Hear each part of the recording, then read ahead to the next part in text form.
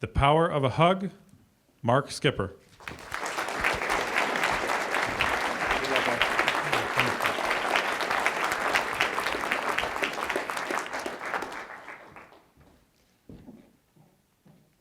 Listen closely to the question I am about to ask, because the answer could save someone's life. Mr. Toastmaster, members, and guests. Question. Let me see a show of hands of who likes to hug. Just as I thought. Half of the room would raise their hands, and 100% of them would be women. It's something about women that they understand the power of a hug.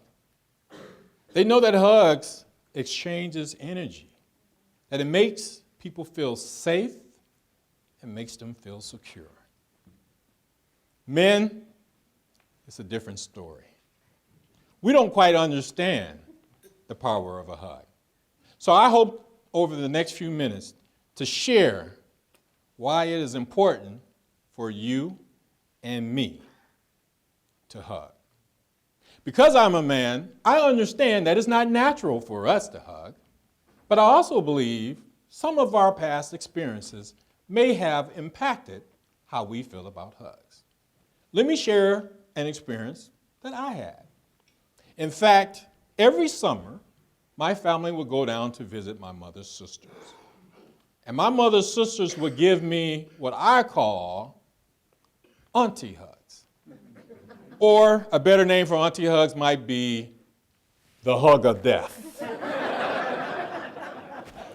We would go to visit Aunt Mayreen, and Aunt Mayreen would see me walk in the door, and the first thing she would say, "Look at that big-head little boy. Ooh, you got a big head.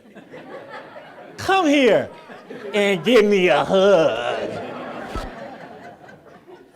And let me tell you, like I said, it would be so tight and I can barely breathe. I hated being hugged. But as I look back as an adult at that experience, I have to admit it made me feel loved, made me feel safe, made me feel secure. I guess there is really power in a hug. As I got older, I began to notice that men were beginning to greet other men with a hug similar to what women currently do. But it was a little bit different. In fact, we call those bro hugs. And for the women out there, you're trying to figure out what is a bro hug? Let me give you a demonstration of a bro hug. So you're out and about and you see a friend. "Hey, Mike," the friend says. "Hey, Mark." The first thing you do, you step up and you give them an aggressive handshake. The second thing you do, you both pull each other close, almost like you're doing a chest bump. Third, you both take your left arm and you wrap it around the back of the other. Now, ladies, this is the most important part, so pay attention. You give 2 quick pats on the back. Pop, pop! Then you gotta let go.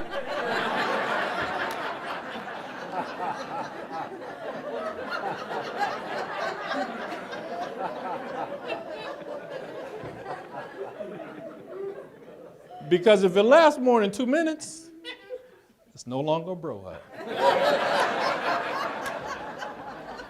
So I think every man that's out there that has ever done a bro hug would admit that you feel pretty energized after you do that with a friend. There is power in a hug. This third story I want to tell you. Now, really listen to this. The first thing talking about the aunt hugs was more of how it makes you feel. The bro hug, how the two of you feel. But in this story, it's really about when you give a hug, how it makes someone else feel. I met this guy last summer by the name of Terrence Talley. Terrence travels around the country and he makes inspirational speeches at high schools. He's helping teenagers to deal with the crazy things that teenagers just have to deal with. Well, one of the things he does at the end of every speech, he offers to the students to come down, stand in line, and receive a dad hug. Well, this one particular time, he gave his presentation. It was no different than any other time. He made the offer to the students, if you'd like to receive a dad hug, come on down. The line whipped around of kids that are standing in line just to get a hug. So one by one, the students came up, and Terrence gave them a hug. From his right peripheral, Terrence saw that there was a young man dressed all in black with black fingernails that was pacing back and forth. Terrence thought to himself, that's a little strange, and then he focused back on the students and continued to give them all a hug. As the last student came through, got that hug, that young man whipped around in front of Terrence, pointed his finger in his face and said, "You made me feel something." And then out of nowhere, he gave Terrence the biggest bear hug he had ever had. Terrence said, "You're the reason why I'm here." He then ran out the room and went to his first class. In that class, none of the students would ever talk to that young man. This time was different. One of the students looked at him and said, "Did Terrence give you a hug?" And he said, "You know, that was the first time I'd ever received a hug." One by one, those students walked up to that young man, and they each gave him a hug.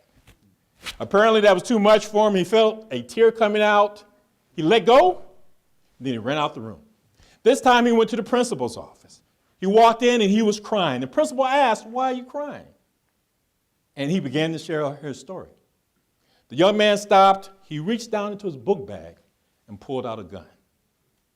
He set the gun on the desk and said, "Today, I was about to kill myself." If there's any reason that you can think that there is not power in a hug, I hope that has changed your mind.